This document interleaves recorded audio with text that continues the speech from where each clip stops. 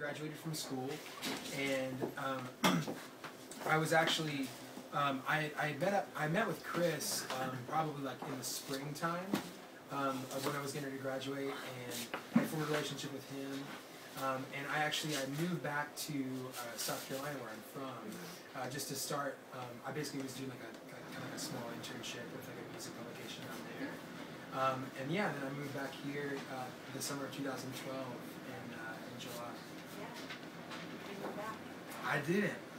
Yeah, I love Chicago. It's great. I would call this guy, and I like when he went back to South Carolina for his internship, I was like, please, man, just come back to Chicago. Don't stay at home. Chris and I, like I said, we had met in the springtime. So Chris and I had actually just kind of started a series of conversations, just really about playing music. We played kind of some demos for each other of some things that we've been working on independently, and I hadn't even really played together at all until I moved up here. And we just jumped into a rehearsal space here in the city, and I just brought a bunch of ideas to the table that we kind of worked with. And Chris and I actually had been writing music together for probably, let's say, like 3 months? Yeah, we've been in it for a little bit. Yeah. So probably about a couple months or so, and after that, we had pretty much a catalog of probably about 12 songs or so, that we ended up scrapping almost all of them except for yeah, which was great. Yeah, it was great. And so the only one that we kept is Clouds. That's on the EP right now. But so then after that, after those couple months had progressed, in January of this past year, we linked up with Ben and had Ben start playing with us, and that's kind of when I guess the conceptual Tall Walker had formed with the three of us. But yeah, I'd say that's. Yeah. Am I getting that right? Yeah, I would say it was me and Nick just making a ton of music. We had Clouds. We wanted to move forward faster, and so we asked Ben if he would take a serious commitment to Tall Walker, and if we could just like the three of us commit to doing this together as a core group of songwriters and really make some hard goals and make this.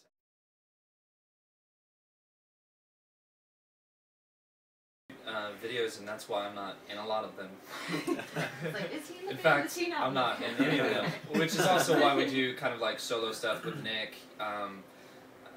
It's cool to just kind of like throw a camera up, find somewhere cool, and just make a quick little video. And I think at the beginning that really helped us get a start because nobody really knew like who was in the band and what we sounded like, and we didn't have the EP out, so it's like, how are we going to tell people that people should come? And so, me working in video, I was just like, let's throw a couple videos out. And then we just kept with the cool aesthetic, and when people watched them, they could hear how talented he was, and you could hear that it was probably going to be worth coming out to see.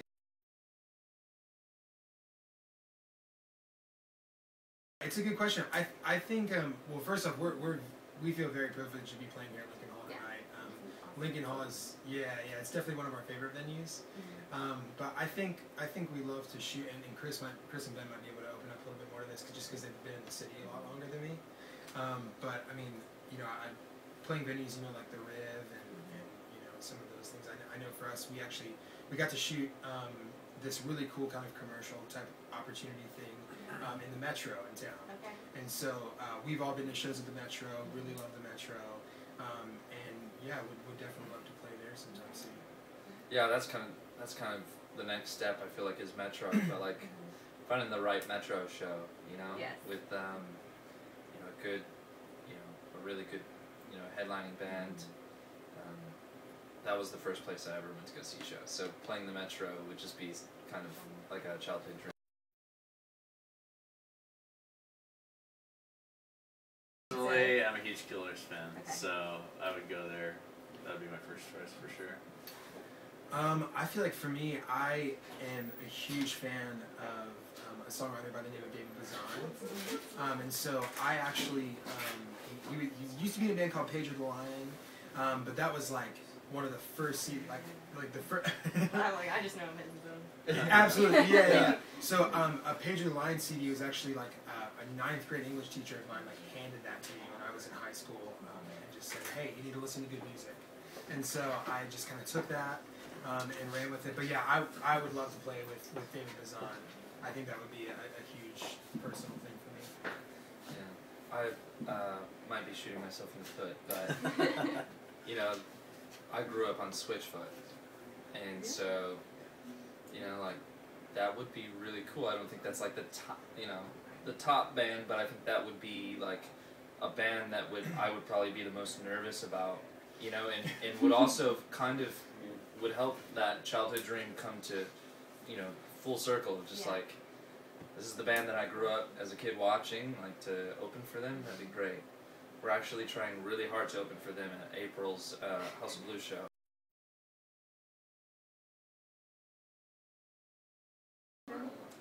Yeah, it's something we're working on. I think right now we're scheduled to play SIMFest, CIMM, Chicago International Music, and then I forgot what the last M is, but it's a music and film festival. I think that's the only one that we have confirmed, but it is definitely something that we want to do. We want to hit, you know, Greenfest and Wicker Park Fest, and we're from Logan Square. If we could play Logan Square Fest, like, that would be fantastic, just play in our backyards. Yeah, I mean, those guys, yeah. Those would be great.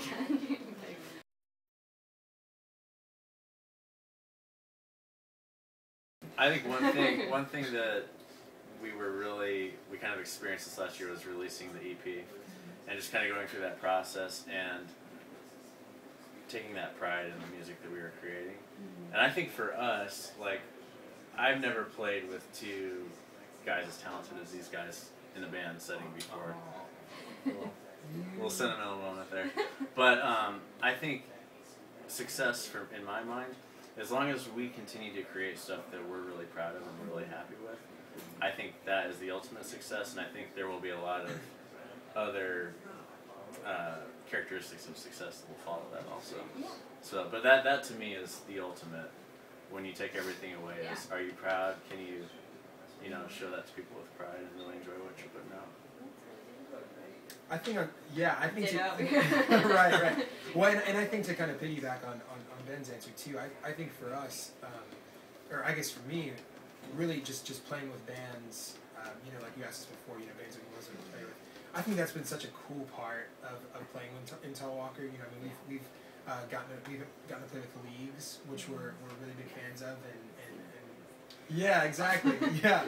So you know, I mean, I had heard the record before we started playing with them, and just fell in love with that record and the music that they were making. So I think for me, it's really just being able to play with bands that I really love and that I really appreciate their music as well. Just being able to share stages with them would be really cool.